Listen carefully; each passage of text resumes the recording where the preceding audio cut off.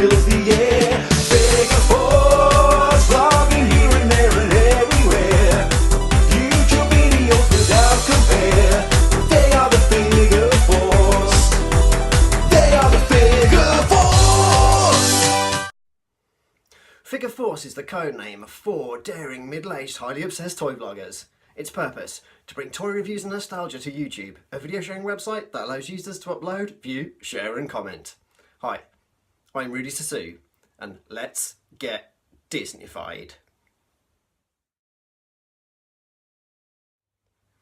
As you have just seen, we have got a new intro at Figure Force based on Disney's Gummy Bears. And I can't believe how well it has turned out. Junkheap Dave messaged me, like, it must have been like 2 weeks ago, and he said, kind of got an idea for a bit of a Disney flavour, you know, Gummy Bears. And I was just like, oh my god, that's really, really good, what a good idea. And he sent me over like a little rough draft of how it sounded, and I was just like, oh my god, this is a rough draft? It sounds incredible. And I was like, do you know what, I'll do a logo. So the logo came together, and then there was a fresh new sound that Dave had done.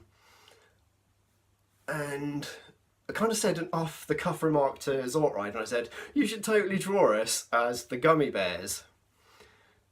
A couple of hours later, Xortrider sends me over a picture of me as Cubby. And I'm like, that's hilarious. He's got long hair, he's got the backwards cap, and he's wearing sliders. And I'm like, that's hilarious. And I jokingly said, oh my god, you've got to make SMSNO as the older one. The one that's got like all the age and experience. And then I was just like, just give him grey hair. And then obviously Junkheap Dave's the grumpy, gruffy. But it got me thinking, like, you know, that's 3 of the guys like done. Who's like Rich who's Xortrider gonna be? And then I just thought, season 2, Gusto. He's like the arty character that comes into it a bit later, and I just thought that's like the perfect fit. And I sent a picture over, and I was just like, he's even got like a parrot on his shoulder there. It's always with him, and I was just like, we can change that parrot. How about putting the parrot as Laserbeak? Because Rich is such a huge Transformers fan. I was just like, it just worked so well. It was such a cooperative vibe that happened literally in the space of like a day, and now we've just got this incredible intro, and it's just full of Disney flavour. And I'm not even the biggest Disney fan, especially not of the movies.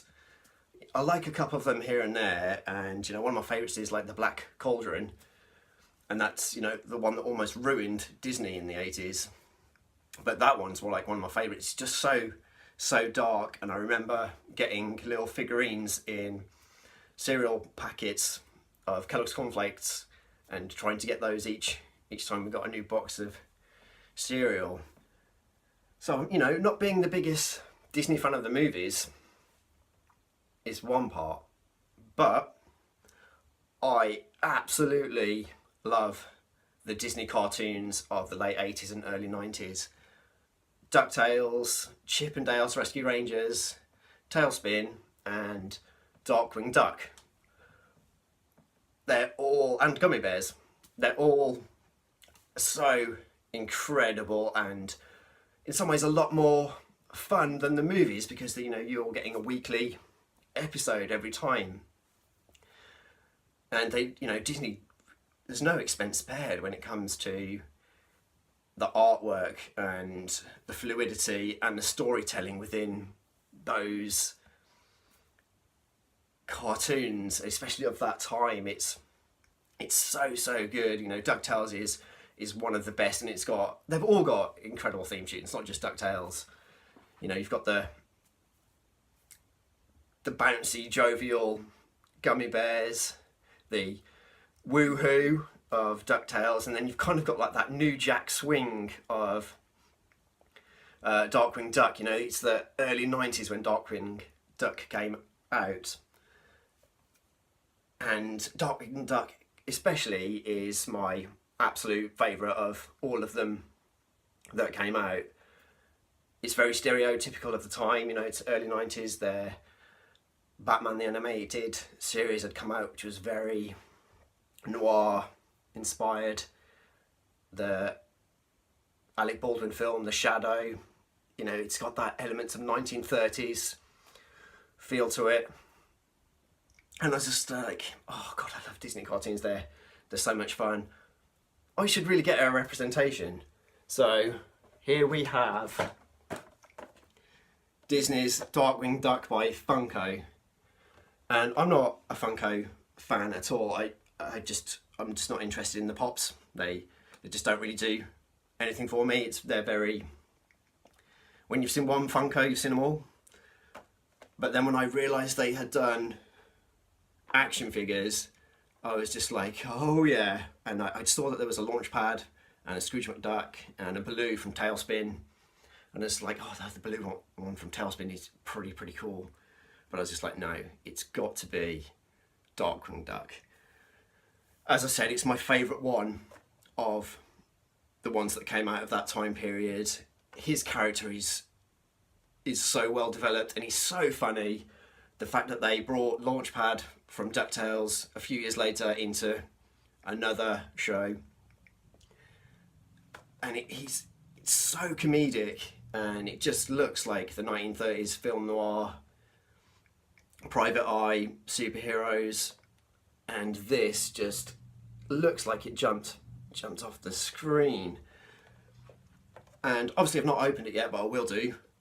The packaging is like the worst part. It's the front's really good. You've got the logo and the proper Disney imagery, and it's, you know, it's beautifully done. But the back is a little lackluster, I must admit it. I love my carded figures when they have the waves on the back. I'm nostalgic when it comes to card backs, and I love seeing all the waves and the different vehicles that are available, and sometimes you get a bio. But with the Funko release, it's quite lackluster, as I said. It's just got the same image of DW and the other two characters, and it's a shame. But I'm not keeping this in the box, so I'm gonna get this open and see how good the actual action figure is, because it's my first experience of a Funko action figure. So here we have DW, Darkwing Duck, freed of the plastic prison, and oh my god, he's literally just jumped off the screen and into my collection. The colours absolutely pop. They're so good. It's completely screen accurate down to his 1930s style gas gun. I always loved that he carried a gun and it wasn't, you know, a gun that's going to kill. Gas guns don't kill people, they just knock people out. And I dig that. You know, it's what Disney's is known for. You know, they're not going to be violent, but they can show violent acts in a very kid-friendly way, and the gas gun does that. And especially the shape, that's so reminiscent of like 1930s kind of comics and kind of Pulp Fiction. But yeah, he's so good. He looked really small in the package, but he's actually got a pretty decent size. He's bigger than a Joe. He's bigger than 3 3/4, just a little bit. Maybe it's his hat, and it's got like 3 points of articulation. Actually, no, it's got 5, because there's actually, as I lose the gas gun, so there is actually elbow joints and shoulder swivels, and the head's got a bit of rotation, tiny bit. But it's kind of, it doesn't really need that much articulation. It's such a cool pose anyway. done by Darkwing Duck. What I think I like about Darkwing Duck though is that he's got a catchphrase. I can't really think of many other Disney characters that have an actual catchphrase, and his is "Let's get dangerous," which is what you need from a cartoon and comic book character. He's so good.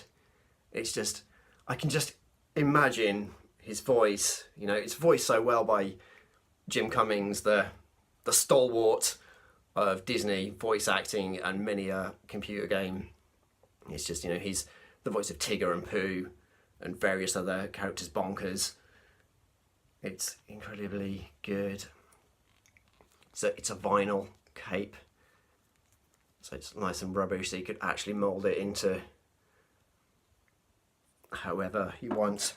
Okay, here's where, and I hate finding negatives with action figures. He doesn't grip. No, he doesn't grip. Doesn't grip his gun that well. So, you know, he really doesn't. That might be a little bit of a blue tack job for display. But no, I can't complain. It's my first experience of Funko, and considering that these are like $9.99, that's what you're going to get from an action figure, I guess, for under a tenner. So, oh my god, talking about prices. I never talk about prices. But yeah, a tenner for what I think is possibly one of the most screen accurate and fun action figures I now own. And it's my thing, isn't it, getting toy representations of TV shows and characters, films and experiences. You know, I loved getting up on a Saturday and Sunday morning to watch the Disney Club and seeing which cartoon they would show. Even, you know, into my teens when they were still showing those shows. My love of cartoons has never diminished in all these years. So that has been Darkwing Duck from Funko. Let's get dangerous. In the video, I talked about cooperation, working together to get something done. Have you ever tried to lift something heavy? With help from a friend or two, the load becomes easier. If we offer to help someone with their job, that person might be willing to help us when we have a tough job to do. That's how people cooperate. Why? A job that's dull and boring can be a lot of fun with a friend's help. So now you know. And knowing is half the battle.